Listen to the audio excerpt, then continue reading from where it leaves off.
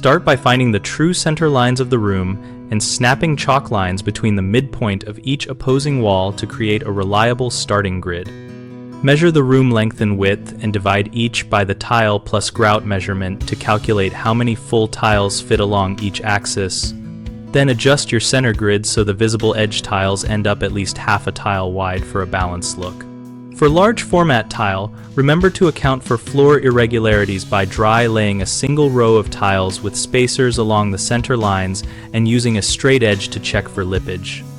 If any tile sits proud more than 1/16 of an inch, gently tap adjacent tiles with a wood block and rubber mallet to level them or mark those spots for subfloor correction. When planning grout joint width, use a consistent gap that matches the tile tolerance and your leveling system, typically between 1/8 and 1/4 of an inch, and always measure tile plus gap, rather than tile alone when dividing room dimensions.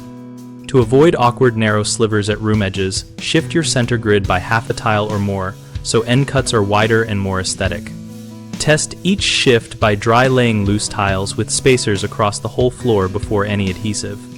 For rooms with long sightlines, such as from a front door or a long hallway orient, the longest lines of tile parallel to the sightline to minimize seams and make the space feel cohesive.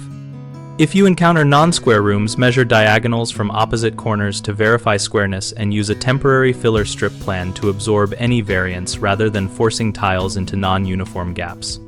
Common mistakes include starting from a wall instead of the center, which leads to uneven end cuts, so always snap center lines first and dry lay to confirm.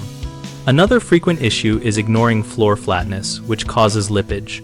Solve this by using a straight edge to find high and low spots, then level the subfloor with patching compound or use a larger mortar bed for correction. A third problem is not accounting for grout width or tile tolerance, which results in miscounts and tiny edge pieces.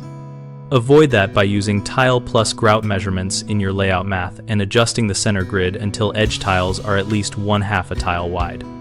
BigHomeProjects.com helps homeowners find local contractors and shows contractor profiles so we can compare options and message potential hires.